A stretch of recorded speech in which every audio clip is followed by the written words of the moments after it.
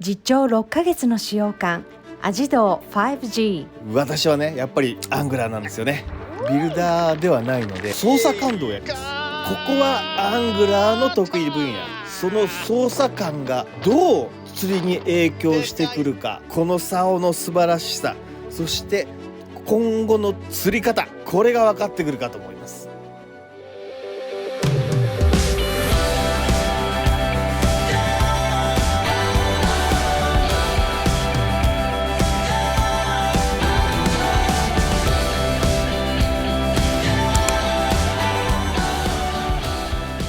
今日はアジド S502 5フィート、これを約6ヶ月使ってきまして、実調インプレお話ししていきたいと思っています。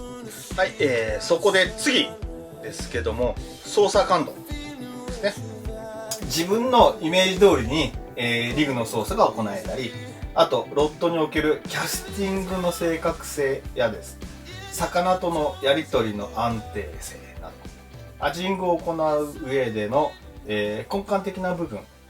だと私は思っています。いくら反響感度が良くてもこれができないと伝わってきません。例えばですけども、リグを感じてラインもある程度の張りを感じているつもりで操作をしてたんですけども、ラインのたるみで反響感度が純粋に伝わってこないことがあります。テクニックな部分であり、操作感度は反響感度を補ってくれるものと私は思っていますね。これラ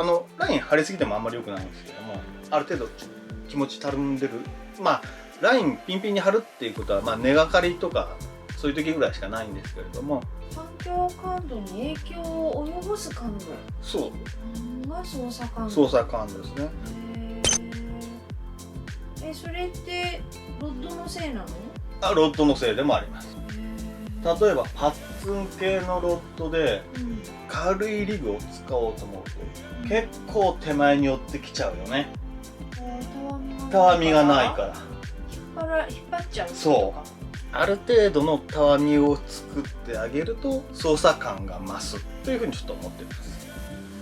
そのために弾力のある竿が最近主流になってきたっていうところにつながってきます。話を 5G に戻すんですけれども、最近ではペケ状っていうのとか X 状っていうんですかねにカーボンを巻きつけたロッドが多いと思ってます。ちょっと高級なやつだとまたどうなのかわかんないんですけども、これはねイメージ的に言うとねじれに弱いのかなってちょっと思ってるんですけども、このアジド 5G は先ほど言いましたように、R360 の手法で360度カーボン繊維が張り巡っている。パワーと張りを出しています。ということはねじれにも左右上下のブレにも強いと思えています。そのためにアジがリグを食い込む時ですけども、もしかしたら弾かれるんじゃないのかなってちょっと心配だったんですが、実際は全く問題がなかった。つまりしっかり食い込んでくれました。ただ巻きも OK というような感じでした。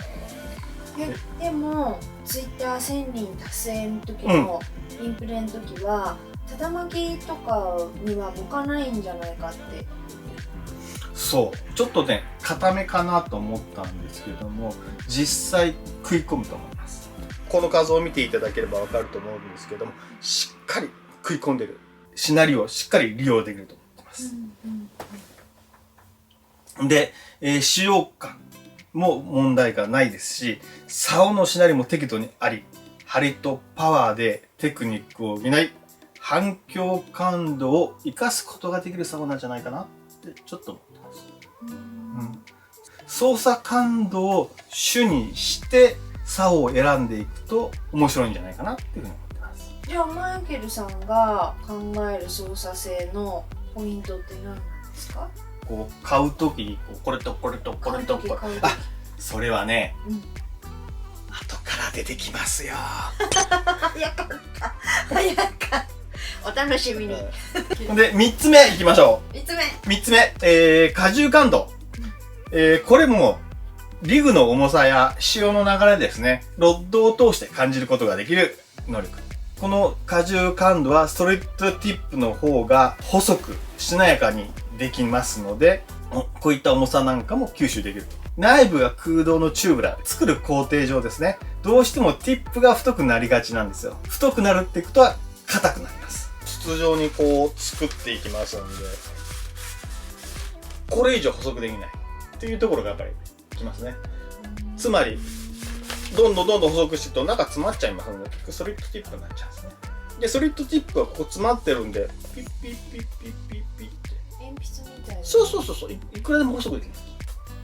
だから細くしなやかなのができてる。あ、そういうことなの。で今最近ではチューブラー、先端だいたい1ミリぐらいね。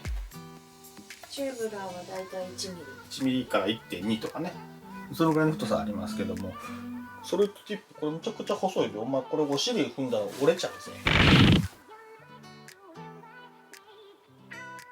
で荷重感度はやっぱりストレートティップに軍配が上がります。軽いリグの、感じ方や海の中の、